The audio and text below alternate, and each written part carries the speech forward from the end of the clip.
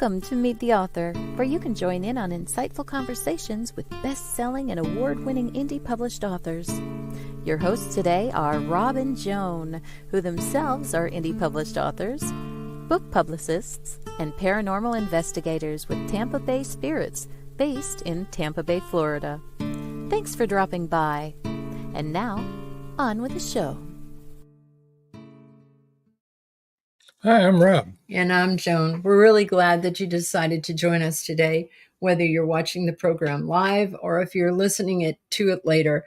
We're really, really happy that you're in our audience. And also, we want to give a shout out to all of our listeners in Atlanta at WDJY-FM. Thank you for listening and continue writing into the radio station about us. We appreciate all your comments and all your questions. Yes, we do. I want to remind everybody that this is a pre-recorded show. So if we're ignoring all of your comments, you'll know why. It's pre-recorded. We will try to remind you, but you know how I am. I sometimes forget to remind you during the show, but it is pre-recorded. Feel free to make comments, and we will pass them on, make sure that they'll get to our guest in due time. Yes. So at any rate, since this is pre-recorded, I don't have any current news. I just want to remind everybody, Wednesday nights at 7 o'clock, just like this, you're on every week live with Meet the Author podcast.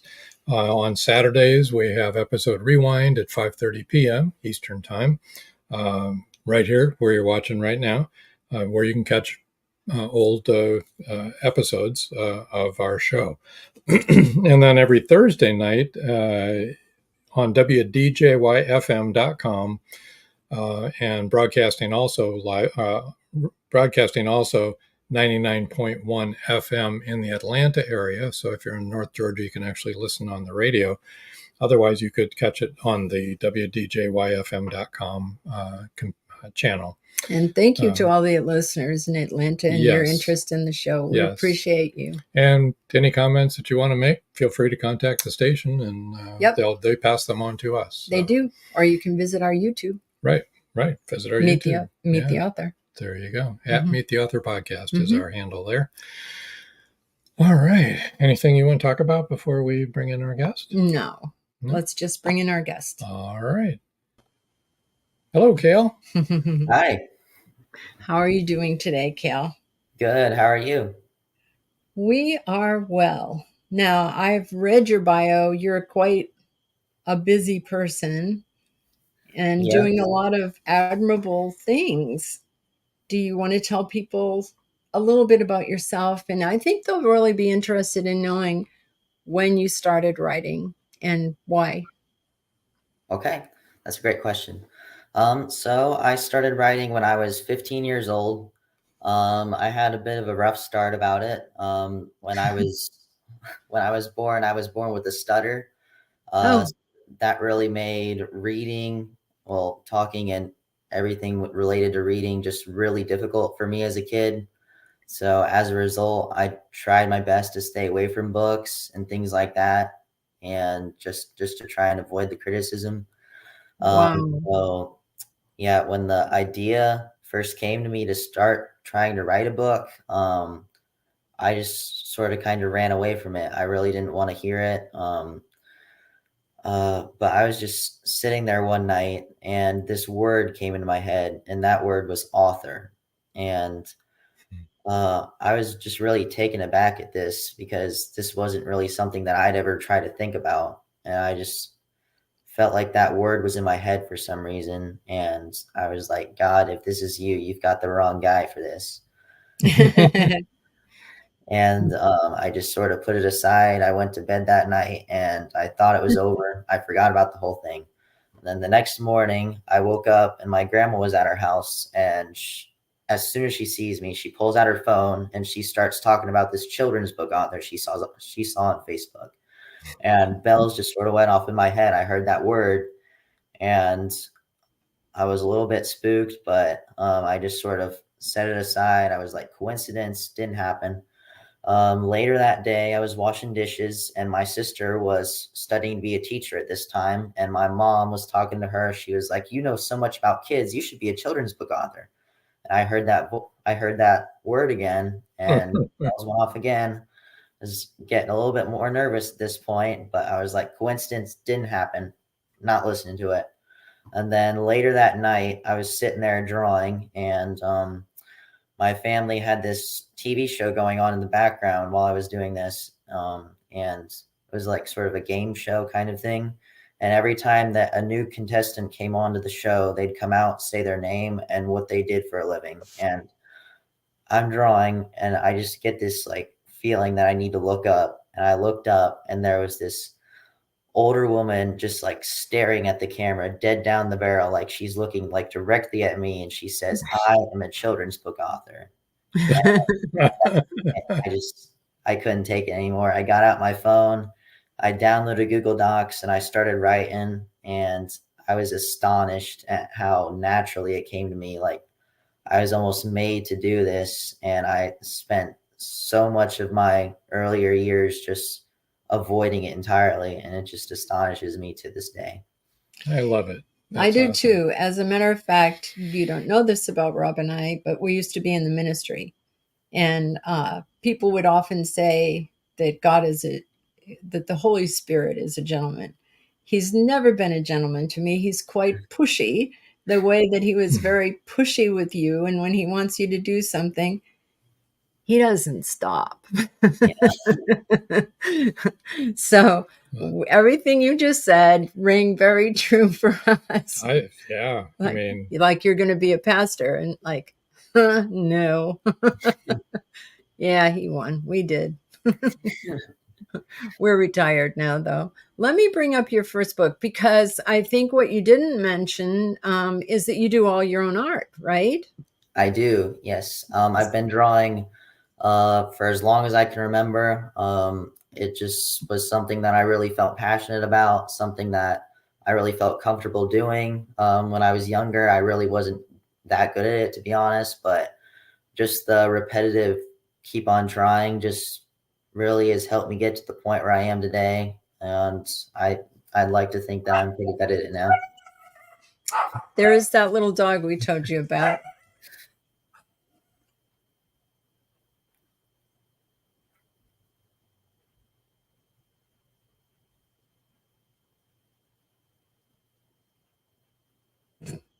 Sorry, we're going to mute our mic. Go ahead.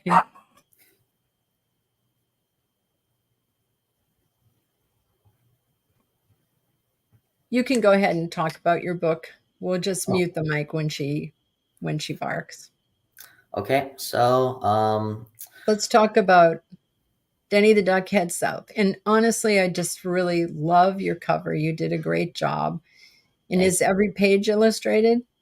Yes. I just really love books with pictures in it. That's what I always loved as a kid, was just looking at the pictures and things like that. I really like books that you can really tell what's happening in the story without even having to read the words. So I really put a lot of time and detail into my drawings, and I try and make it as descriptive as possible. I love to write for kids with what we call exceptionalities in the teaching world. And that is kids who experience troubles doing things that some other kids might find very easy. And so that's just really what I seek to bring to light in my books, is that some people out there are going to have more struggles than others. But you can either see your struggles as struggles, or you can see them as an opportunity to rise above it and grow stronger. And so in my first book, Danny the Duck Heads South, Danny is great at flying, and he's getting ready to fly south with his flock for the winter. And he gets distracted and he hits a tree.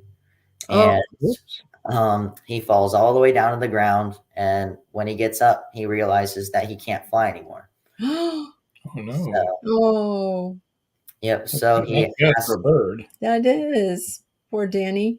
Yeah. So he has to find a new way to fly south that's different from the rest of the ducks, because the snow's still coming. It's not going to hold off because he's still there. he's got to rise above his challenges, and he's got to still make it to his destination.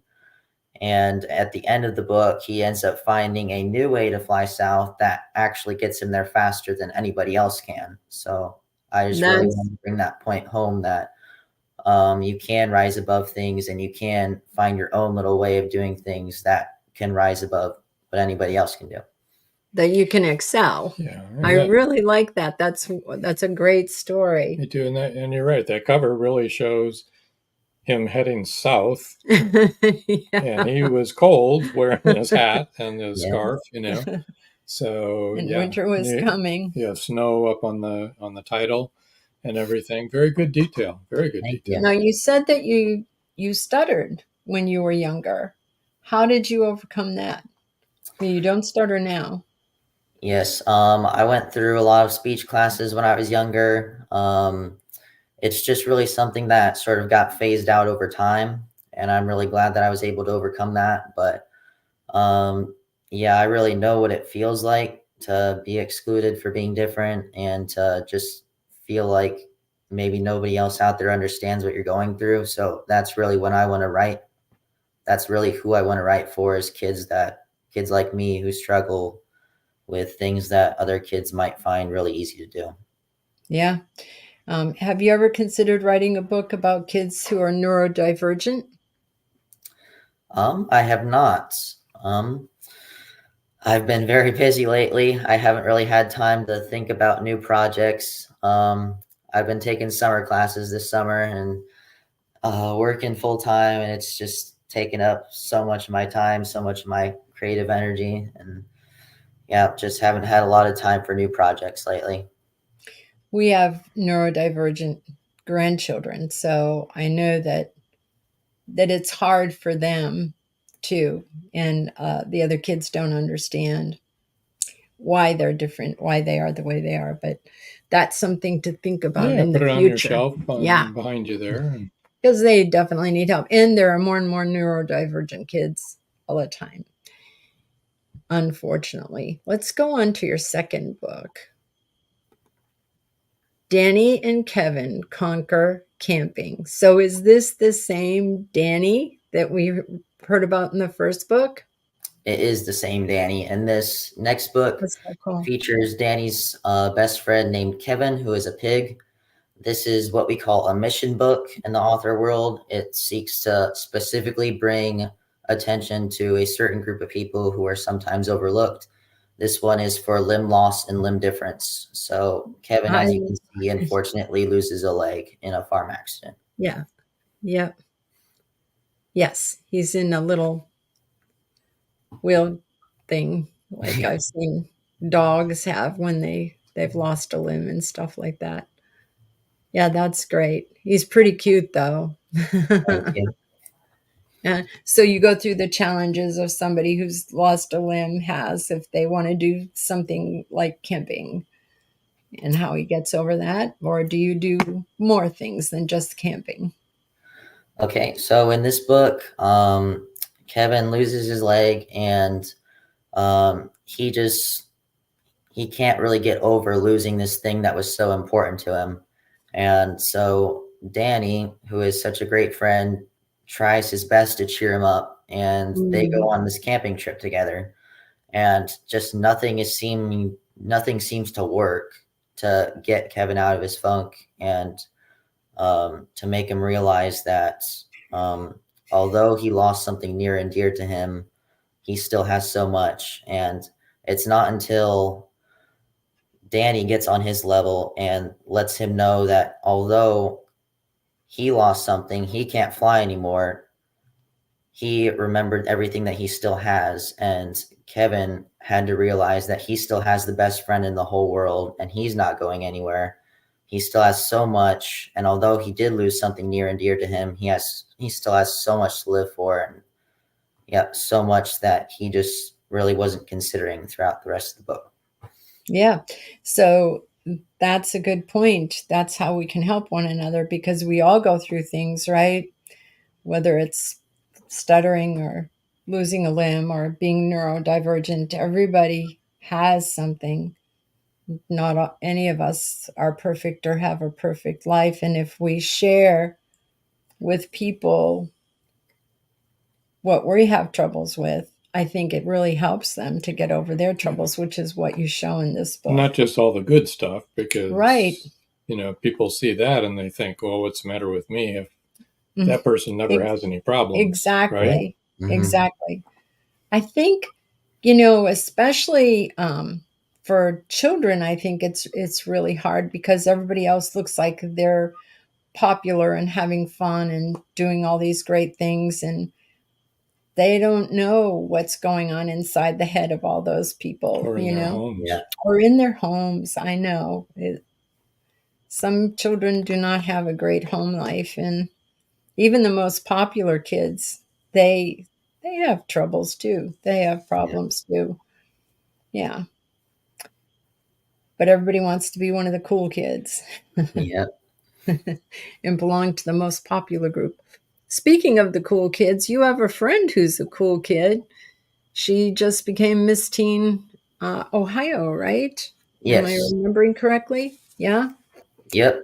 My good friend Allie Gray. We met a few months back, and at the time she was Miss Lake Festival's teen.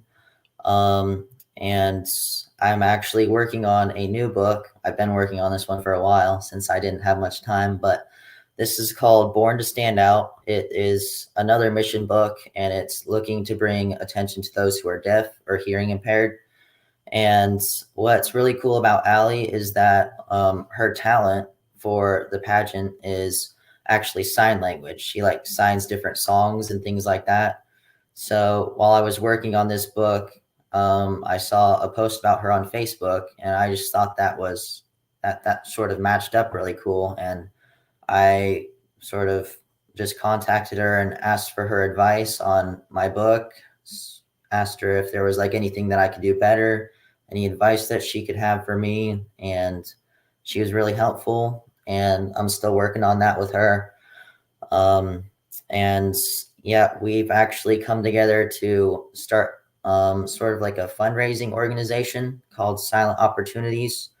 We're trying to, we can raise money for scholarships for those who are affected by either someone who's deaf in their family or someone who is deaf, just to try and give them more opportunities, open up more doors for them. And we're also working on another fundraiser right now that we're going to donate everything to the Ohio School for the Deaf. So awesome. Pretty cool stuff are happening. Yep. That's really cool. Way cool. I read her backstory, and once I read your bio, I looked her up and I read her backstory. And what's really admirable about her is that when she was in 3rd grade, she saw a woman at their church had a little boy who was hearing impaired. And she asked the woman if she could teach her American Sign Language so that she would be able to talk with them. And so they started doing it in their break periods, and it became a club, and that's how she learned ASL. And I mean, that's really admirable. We had one of our friends had a hearing impaired daughter, Kathleen, and we lived near Rockport, Maryland at the time, and there was a big school for the deaf there. And Rockville, I said Rockport, Rockville. And so she would not learn how to read lips because she could do American Sign Language so well. But school wanted her to learn sign language. I didn't know that was happening, but every day when she would get on the bus, our breakfast room was up on the 2nd floor of our house, and her bus would be completely level with my window. And so I would say things to her through the window every morning, not realizing she couldn't read lips, okay? That all she knew was ASL. And finally one day, her mother, who was a friend of ours, came over and she was crying, and she said, "You have no idea what you've done." She said, "Kathleen found that to be so much fun. She's finally learned how to read lips. And I said, she didn't know? And she said, no. I said, oh, great. I've been saying things to her like happy birthday when it's her birthday. And she said, yeah. And that's why she learned it. So the fact that you're doing that is really near to our hearts because, we know somebody very well who had that challenge, and it is a challenge. Right. Yeah, for sure. Well, it's time for our first break. Yeah. So everybody hang in there. We'll be right back, okay? Got a lot more to talk about with Kale. It's 1919, and Eric Laska returns from the war in Europe. Two new enemies await him in the small coal mining town he calls home. One is a threat to his relationship with Rebecca, the love of his life. The other, a bloodthirsty beast, is stalking the mining town residents. The townspeople suspect Eric of one of the killings. An old man and Rebecca's 11-year-old sister have seen the beast, but only Eric believes their story. To protect the town and clear his name, he's forced to prove the werewolf exists. Available on Amazon. The Horror Within by Marjorie Swift Doring. The clock is ticking. Can Gracie uncover the truth? Philip Pliant is the wealthy opportunist plastics dealer and CEO of Pliant Industries. He's also a master thief, creating a pervasive threat to the manufacturing infrastructure in the Caribbean islands markets. With the cartel as his stealth client, the naive city leaders have been seduced, enabling the production of more than three-dimensional building materials. The expected profits are monstrous. Is the art group, now led by Gracie and the family heirs, strong enough to win against this predator? Can JJ's cats act on the root cause analysis in time? Will Gracie be able to squash Pliant and the cartels? Gracie never considered their lives would hang in the balance. The clock is ticking. 5, 4, 3.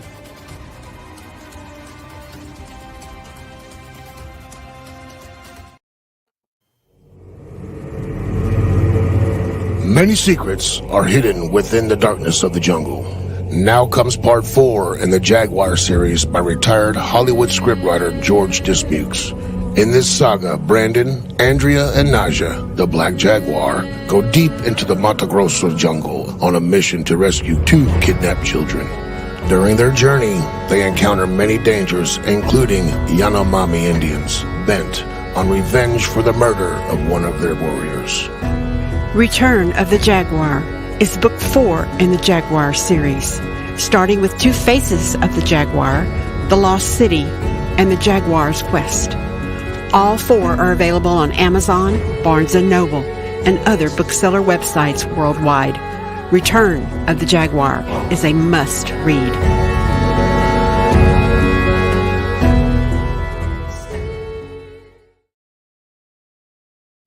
And we're back. Indeed.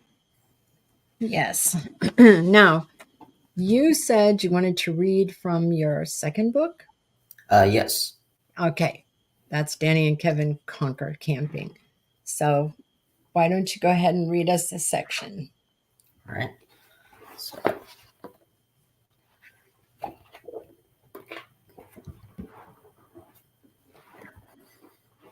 right. One day, as the birds chirped and bees buzzed, everyone knew spring was here, and this was a certain duck's favorite time of the year.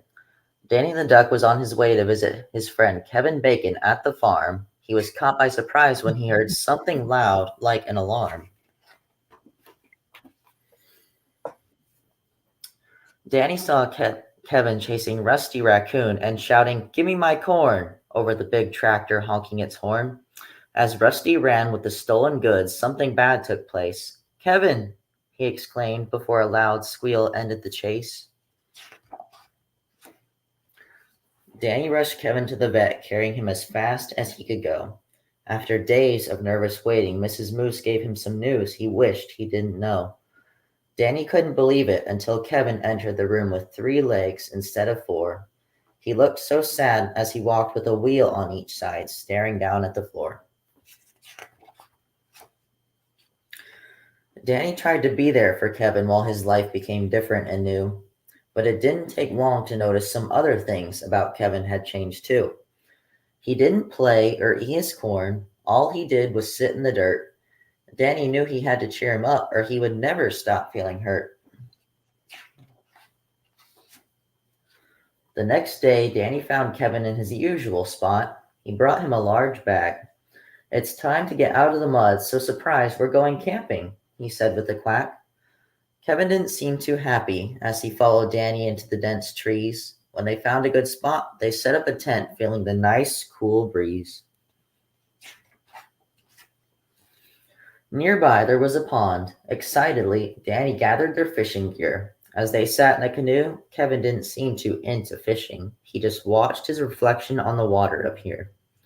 "I got one," Danny exclaimed, but then a hungry bear eyed his fish and grabbed the line. The bear pulled so hard that their boat tipped, and as they fell in, Kevin began to whine. Danny tried to make the best of things after surfacing his beak. Wearing snorkels, they went swimming at the bottom of the creek. Danny swam like the fish, but Kevin with his two air-filled wheels floated sadly up toward the dock. Laying as still as a log, some tired turtles climbed on top, sinking him like a big rock. As Danny pulled him out of the water, Kevin looked more depressed than ever. After spotting an old zip line high up in a tree, he thought of something clever. They strapped in and took off through the forest. Everything on the ground looked so small, but then an eagle's sharp beak cut the line, causing them to fall. Oh, no. They fell softly into a bunch of wildflowers. Danny asked Kevin, "Are you all right?" "I guess," Kevin said, looking down as Danny pointed to a small mountain with delight. "We should climb up there," Danny proposed, but then Kevin immediately said no. Danny worried he might never get the old Kevin back. His sadness began to overflow. Kevin took in a deep breath. "Since I got hurt, everything's changed," he said with no cheer. Danny smiled. "Not everything," he spoke as Kevin looked confused. "I'm still here." "I know how you feel," Danny continued. "After I hit a tree, I couldn't move on until I accepted that I couldn't change my fate." He pointed to the mountain. "If you can do this, you can do anything great. You can't change what happened, but remember everything you still have and the friends that keep you strong." Kevin's frown turned to a smile, something Danny hadn't seen for so long. Right? You can cut it off right there. So that is wonderful. Really? What awesome. a good book. You're doing such a great job. You named him Kevin Bacon. Kevin Bacon. Yeah. That's awesome. Brilliant. Not a lot of the young kids get that reference, but a lot of the teachers do. I bet they But do. they get the bacon part. Yeah. that he's a pig, but not that it's Kevin Bacon. Yeah. That's really amazing. That is a wonderful book. It really Thank you. that you're just a born writer. Thank you. I really appreciate that. He's right. Imagine that. He knew what he was talking about. That is fabulous. I can't tell you how much I enjoyed that. And the fact that you're drawing all of that too is amazing. Can people find your books on Amazon, or where can we find your books? Yes, all my books are on Amazon. They're on my website, which I believe you have. I do. I'll give it in a minute. Yep. And then my publisher, Imagine We Publishers, also has a website. I'm sure you can find them on there. So yeah, quite a few places. Even if you just like Google my name, it should come up on there, how to buy them. So things like that. Awesome. That's really good. Well, let's bring up your website right now. Okay.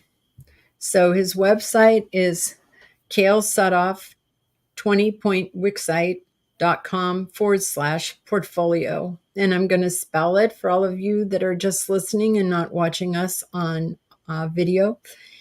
KALESUDHOFF 20.wixsite .com. So that's how you can reach him. We'll leave that up there for a while. Now, you said that all of your contacts are on there, all of your social media, and if people want to write to you or ask you questions, they should be able to do that on your website, right? Yes. Mhm. That's good. So you started writing 4 years ago, yeah? Yep, just about.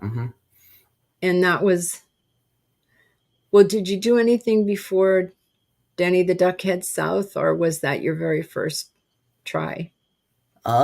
Yep, that was really my first try that I actually like really put my head into it, really just stuck with the idea. And that one took me about I'd say 3 weeks to write. Wow. Really didn't take as long as I thought it would. I'm sure I had like an unorthodox style of writing other than like the professionals do. But yeah, if I have like writer's block or something, I'll just let my ideas go for a few days. Or since I write on my phone, I just sort of get ideas sometimes throughout the day. I can jot those down and go about my day and revisit that later. And eventually the story just sort of forms itself. And so do you then, after you get your storyline down, then you add your pictures?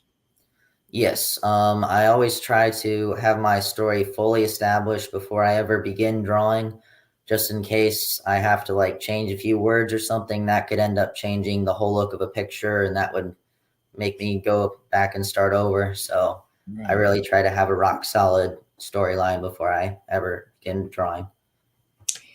We had a very good friend. His name was Caleb Pirtle, and he passed away last year, and he was a mentor to a lot of authors. He was always very encouraging and kind and compassionate to everybody he knew. And he said that if you ever get writer's block, it's because you're trying to get your characters to do something they wouldn't do. And I think that that is accurate. I know that when he said that, it was like a eureka moment for me, because Rob and I are authors also, and we understand the process. Yeah. Though we don't.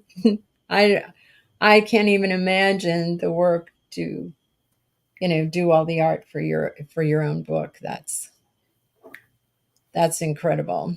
It had to be a challenge for you to format everything in Amazon and get it to come out the right proportions and everything. I think his publisher did that. Did your publisher do that for you? Yep, my publisher took care of all the formatting and things like that. They were really good with that. Yeah, that's good. I forgot that you had a publisher. He has a publisher. Right. We're indie published, so the formatting is always a challenge. Yeah, it can be, especially with pictures on every page. Oh yeah. One of our daughters does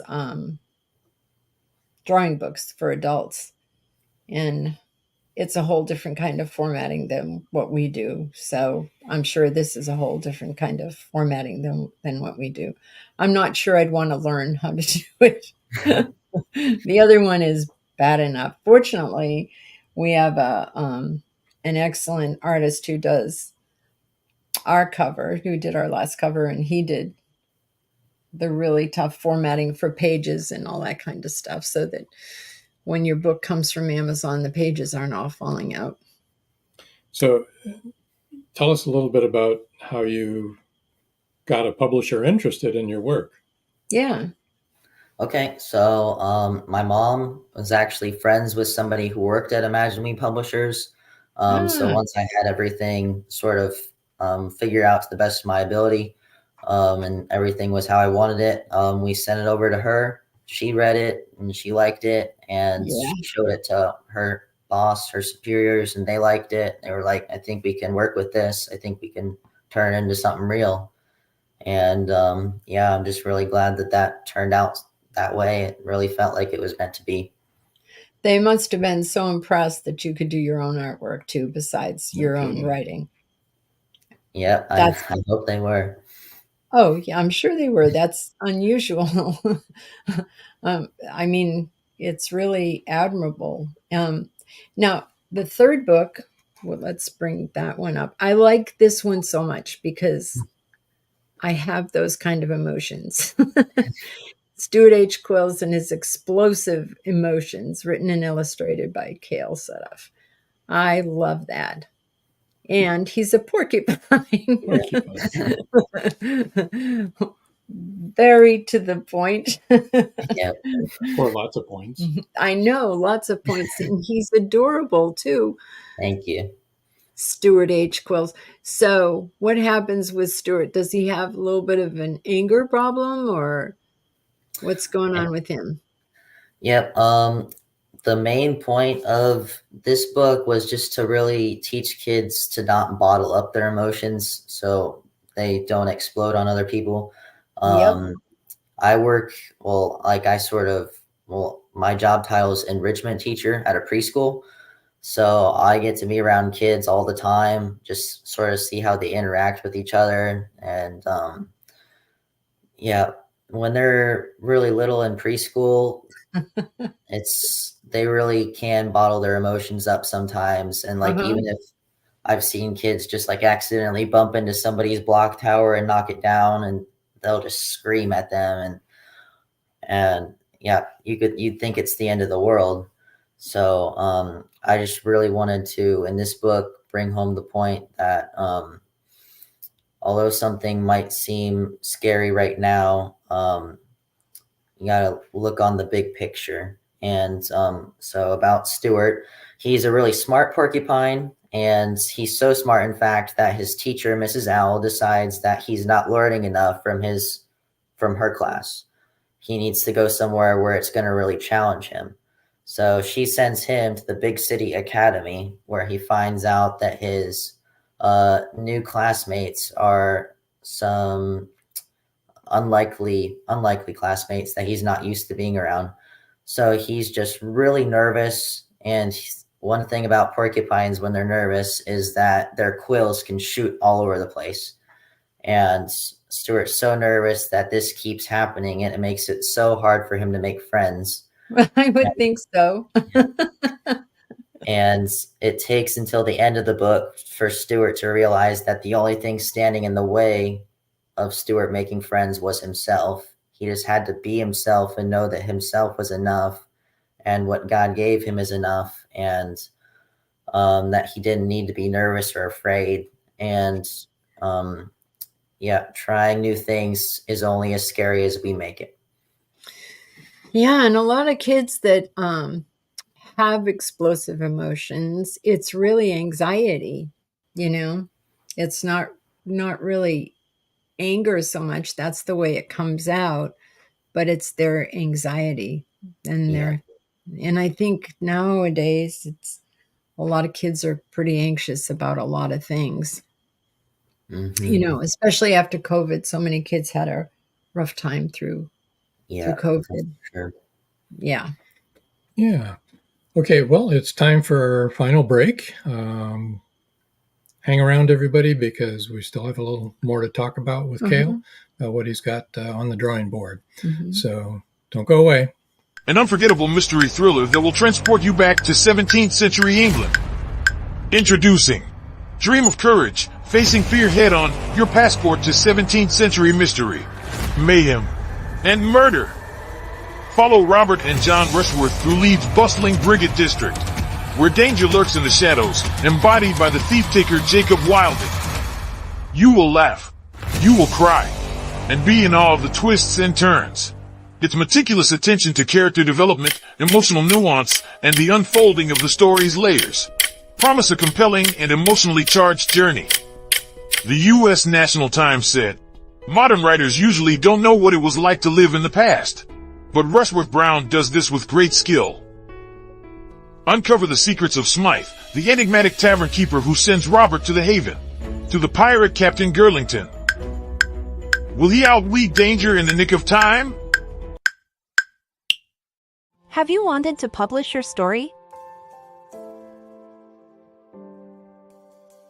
Have you thought about self-publishing?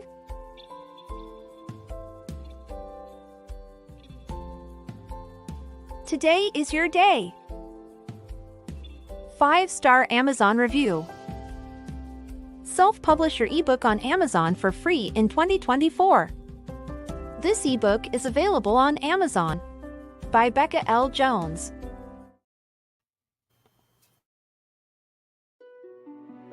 Paradise, My Prison.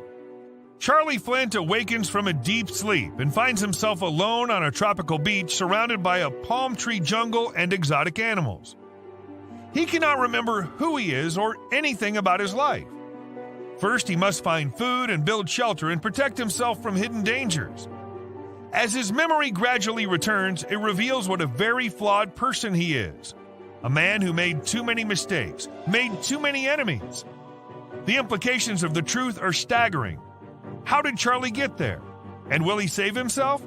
Paradise, My Prison is the riveting new suspense thriller from retired Hollywood scriptwriter George Dismukes. Paradise, My Prison by George Dismukes is available in jacketed hardcover, softcover, and all ebook formats worldwide.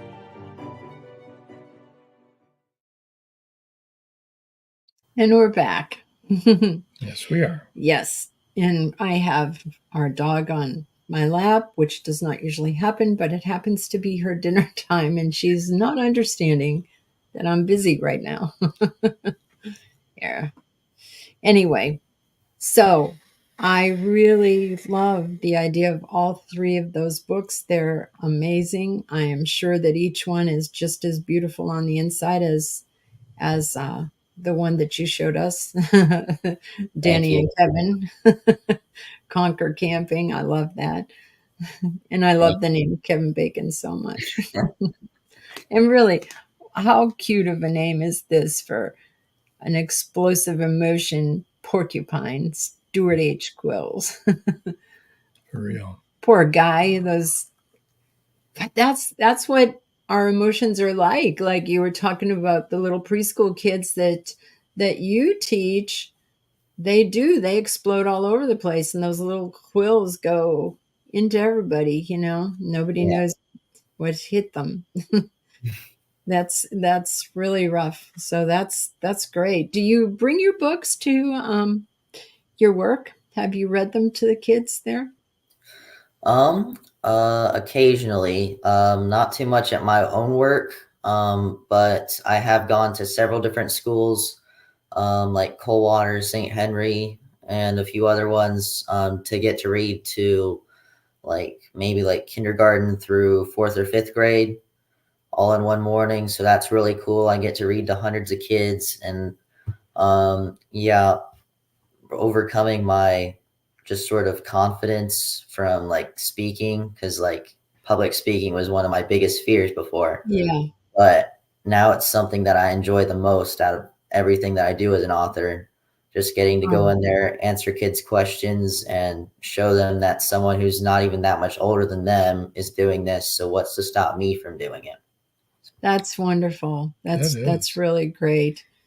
And I'm so glad that you're able to enjoy that now instead of, being fearful, because my sister was a speech and hearing therapist, and I'm pretty sure that being afraid makes it more difficult to speak correctly. That has a lot to do with it. So being able to be nervous and still go ahead and speak to hundreds of kids, that's really great. So do they all love your books? Yep, I've gotten a lot of compliments. Kids are also my biggest critics, which sure.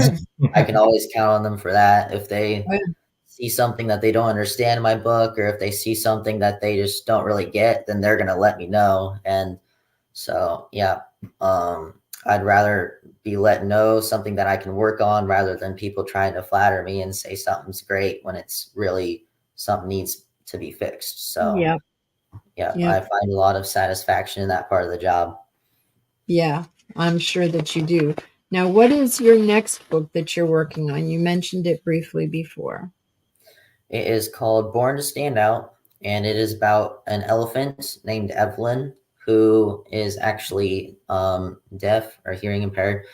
And so she loves to paint. She loves art, much like me. And she just has a really hard time making friends and putting herself out there. she would rather live in her own imagination and play it safe rather than go out and take a chance. And it actually takes some inspiring words from her mom to really make her think about it and really just see that you can either see your challenges as obstacles or as an opportunity.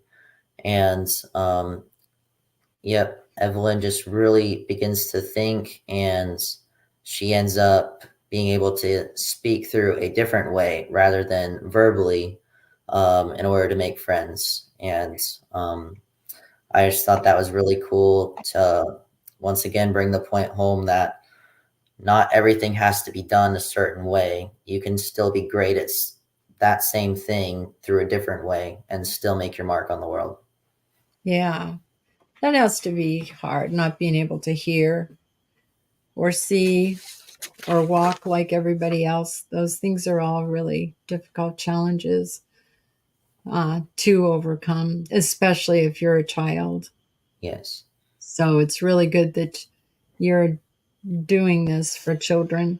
I can't imagine what it'd be like to be shut off from the world like that you couldn't hear everything that was going on.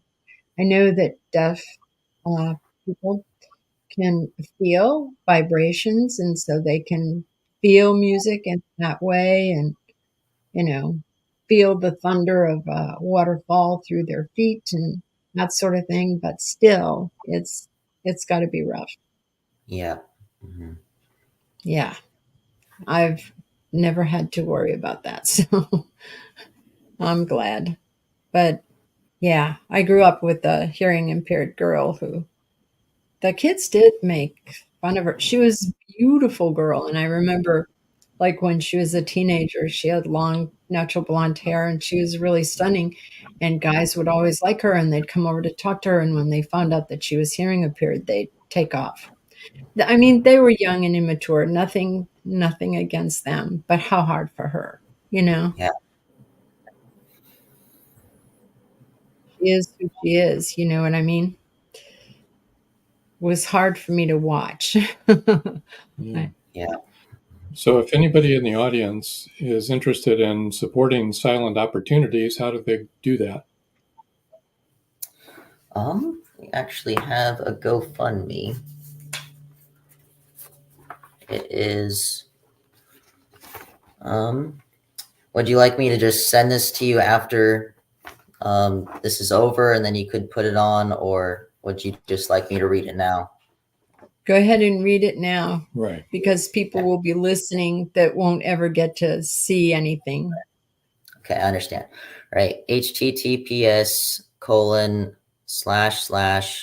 GoFund.me/93 lowercase f lowercase a 9287. Right. That's Wow. our GoFundMe.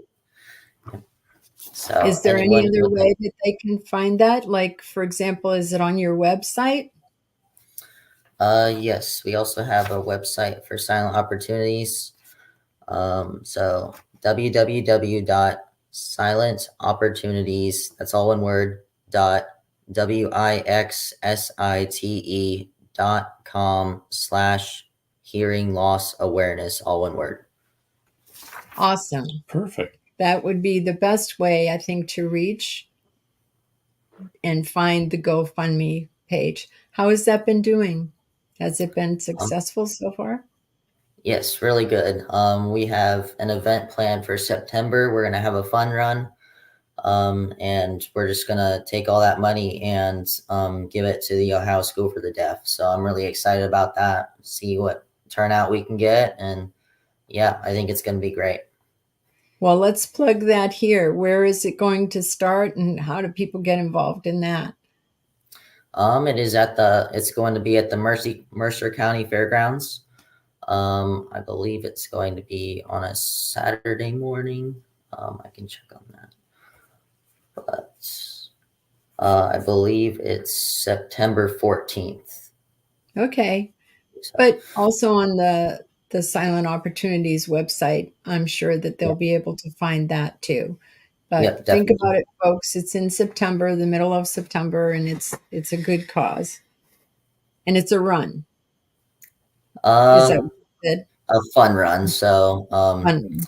you don't have to run, just there to have Oh. fun. There'll be It's not a race. yeah. Okay. Not a race or a marathon. Yeah. It's just a run. Fun run. You don't have to run 5 kilometers or 10 kilometers or anything like that. Yeah. Well, that's good to know. Oh, Okay. Well, let's see. how have you been doing your marketing? What kind of marketing yeah. do you do For your books. for your books? I have a PR lady named Zuhara, and she's been working with me this whole time. She gets me on a lot of podcasts, be able to get the word out there. Yep, that's mainly how I promote. My publisher also helps me promote, and yeah, just mainly through those two sources, they really get me a lot of opportunities to be able to spread the word. And yep, I go around to some small businesses around where I live, and a lot of them cooperate with me and have their books in their stores and things like that. So yeah, just my community is great. They're really supportive, and I'm really glad that I get to be able to lean on them for this. Have you ever considered doing like book signings at any of the bookstores that carry your books? I've had a few book signings at Brew Nation Coffee Shop here in Salina. Cool. I haven't had any at like an actual bookstore. I've gone into different libraries and read there, but I haven't really had an actual signing per se. So yeah, a lot of independent bookstores would be probably very happy to include you on book signings, because we do book signings at independent bookstores, and there'll be a variety of authors there, and that would be good. Especially, independent ones are, I think, better than the big ones. Yeah, definitely. Definitely. No doubt about that. Yeah. I mean, it's a lot better opportunity. Oh, right, sure. Thanks for the tip. Yeah, you're welcome. Anything we can do to help authors, we're always willing and able to do that. We really like it. And then after you finish your next book, do you have plans to write a fifth? Well, I'm currently also have another side project, working on Easter story with a friend of mine named Craig Flatt. He's a pastor, and it is telling the story of Easter, but through the stone's perspective, the stone that was rolled away from Jesus's tomb. That's a clever idea. He would have had a bird's eye view of what went on. That's right. Yep. Firsthand experience. So I think I'm really excited about this idea and been working on it pretty hard. So hope to have that out before next Easter. Awesome. And are you going to do the art for that? Yes, I'm currently working on it right now. Wow, that's amazing. Let us know when that comes out. Yeah, I'd really like to see that book. I bet that's going to be wonderful. Has it been really challenging? Thank you. Has it been really challenging to do that art?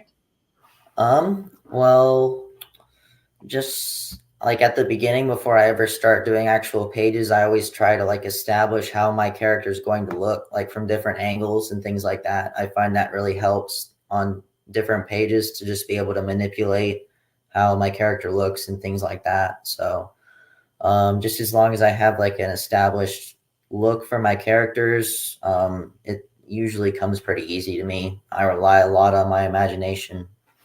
That's great. How does the stone look? Pretty good? Yep, pretty good. He's got a little security outfit on. Yeah. Oh, I like that. That's great. That's hilarious.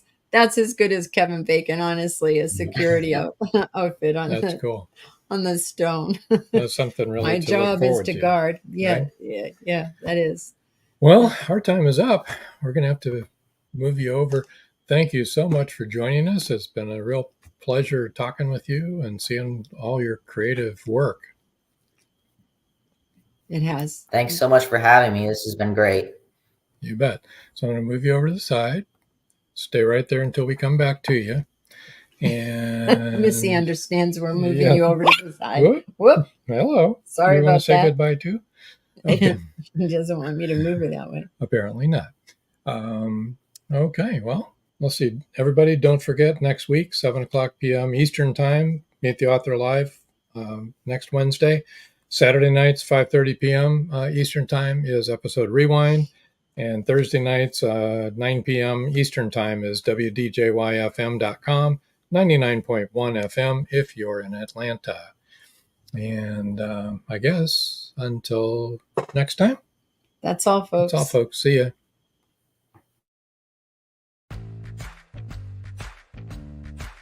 Live every Wednesday, your Voice of Indie hosts Beam Weeks and Stephen Gees welcome authors, musicians, publishing industry pros, artists, and assorted creative guests for an exciting interactive hour.